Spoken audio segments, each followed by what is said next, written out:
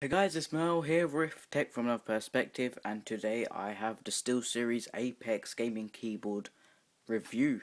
I know it has been months since I did the unboxing, but finally after using it I have a review of what I think about the keyboard and what it's like. So let's get started. The first thing I will talk to you about, because it's the coolest on the keyboard, are the lights. Right, let's start off on the side. On the side, if I turn this around, you'll already be able to see it. You have a white light just on the side. This is very useful because if you are gaming, then it will light up your surroundings, so you don't want to play totally in the dark.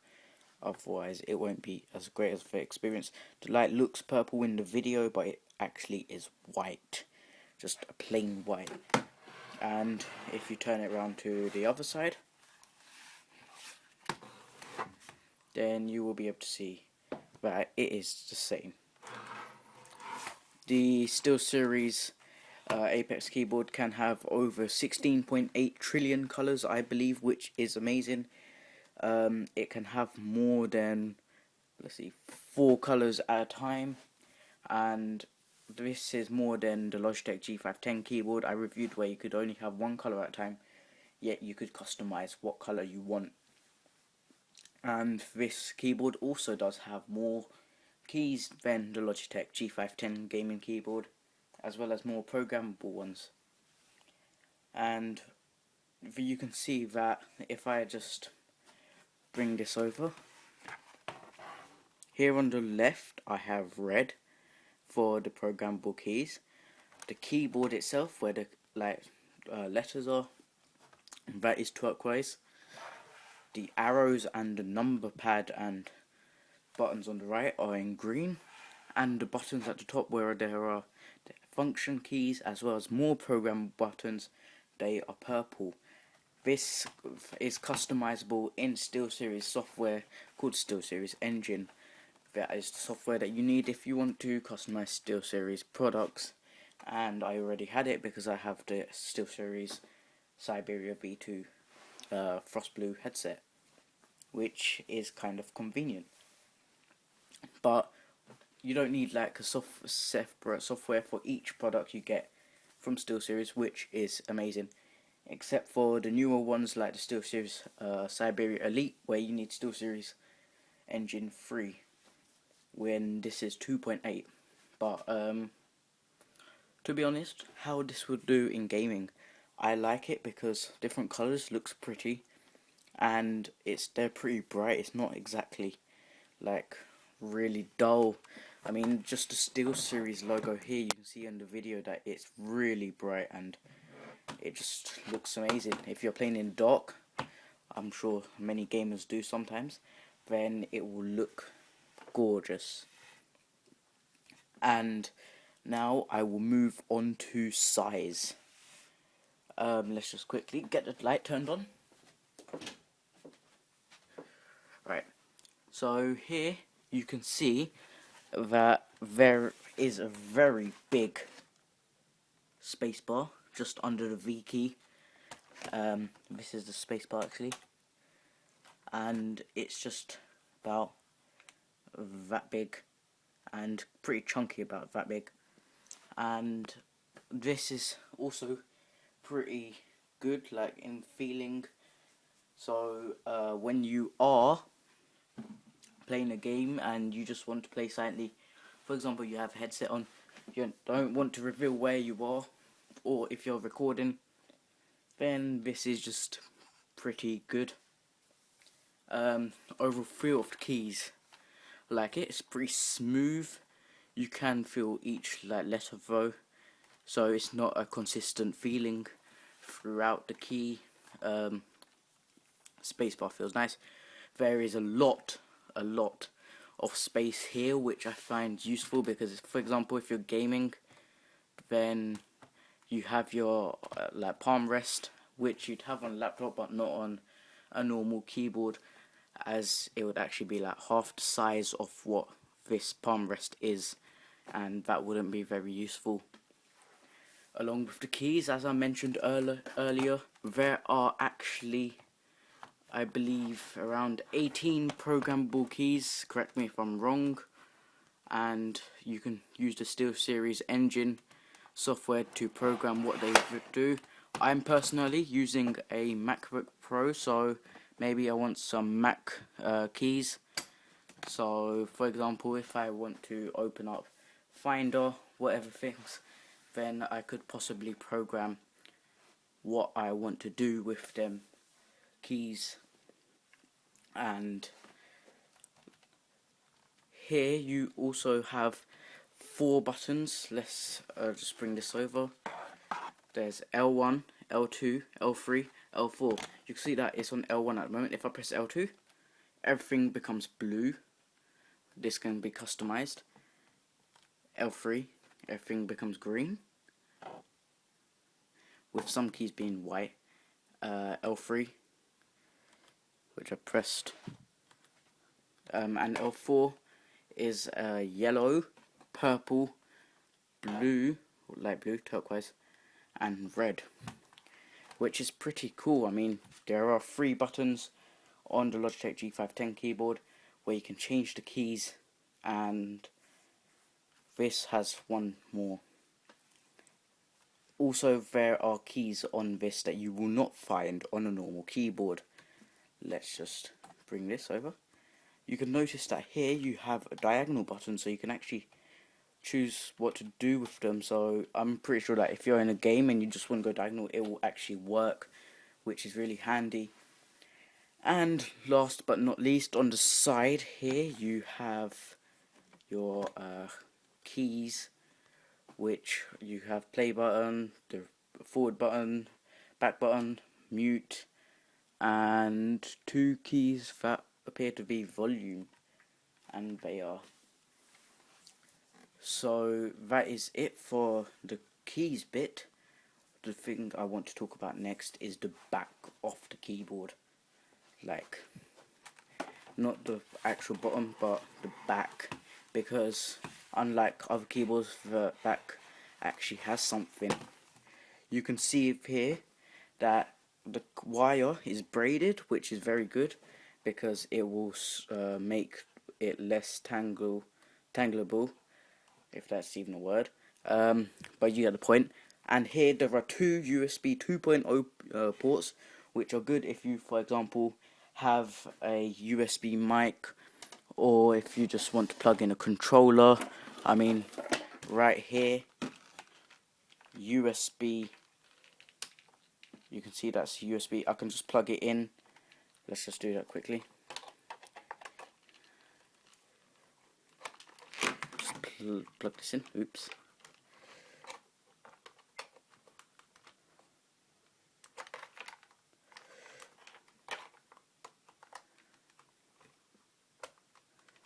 Apparently it's refusing to plug in for some reason.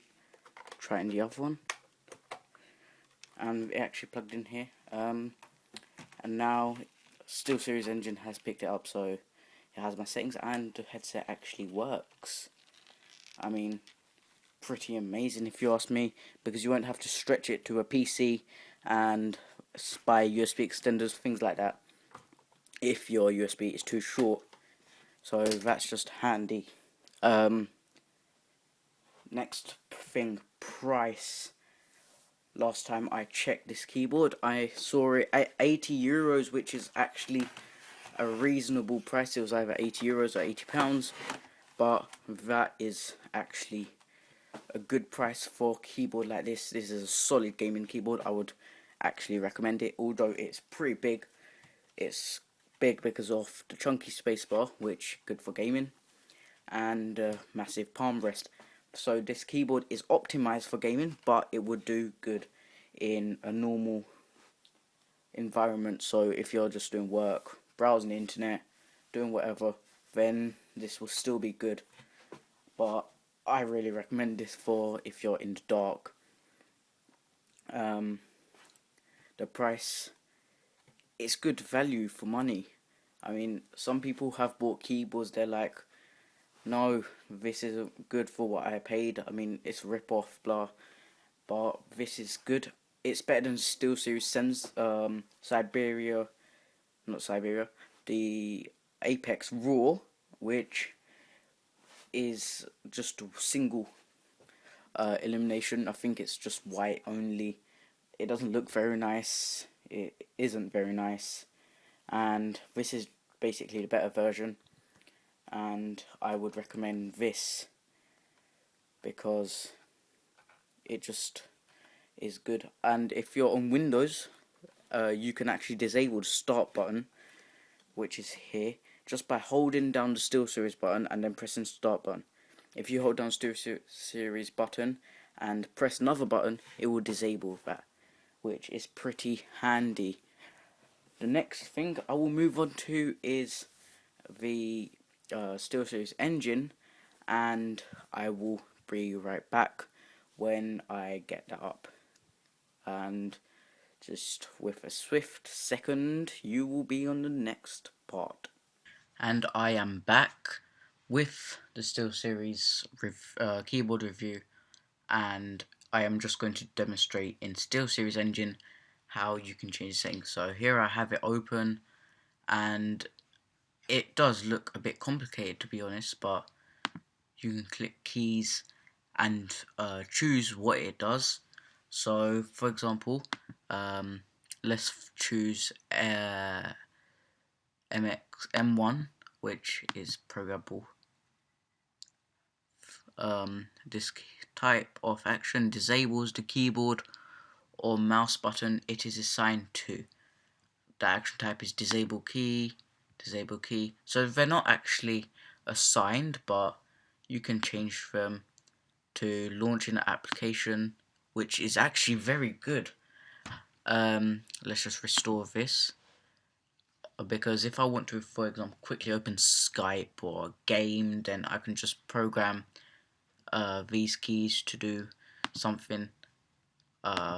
This also does the same thing. The spacebar, for some reason, is able to be customized, which is just weird. You can customize nearly every key except for the lights and the SteelSeries logo and other keys. Let's move on to colors. You will see here that I can change for each layer. I can change the colors. For example, I don't like this yellow and green because it doesn't look very nice. So let's just change the keyboard to L3 so I can customize. Yellow does look like white and it's not really nice. And let's just turn off the light quickly. Alright, so I can now see yellow, some yellow actually, but it still looks white. And what color you choose actually, you can actually see that you can change the color on the left. So I said it's only white, but you can change it, which is pretty cool. So if I want red, and then I want to just change it, then it will change, which is cool. Let's just cancel this. Changed it to red, but oh. So what if I want a all red illumination? Then I can just change this, and then change this. That is hex code, so let's just copy the code, put the hex code in, press OK. I know it's a bit boring to put in the same color, but red is pretty cool. So I thought that why not? And I can just click save, and it should change color within seconds, and it has, and that looks beautiful. I would show it to you, but right now I cannot, but I can say it is looking beautiful. That's how you change the color. Still settings, the polling rate, which you can change if you want. Keyboard layout, I have mine on United Kingdom because I'm from the UK. You can reset everything to default settings. Properties, you can change the profile name, so you can have different profiles for the keyboard if you want. Same with any other device from SteelSeries. And here's some statistics for key presses, which I didn't really find useful. So that is it, guys, for the review. I hope you enjoyed it. If you did, then make sure to leave a like, leave a comment below, and subscribe. That would be awesome. This has been Mel here with Tech from Another Perspective, reviewing the SteelSeries Apex gaming keyboard. Thanks to SteelSeries for sending this out. And before I just end, my friend asked me to do this, so I'll just do it. Shout out to Chris Mason for helping me with this, and someone called Matt King. He has a Twitter. I'll post that below. And this is Bimel here, and I'm out. Peace.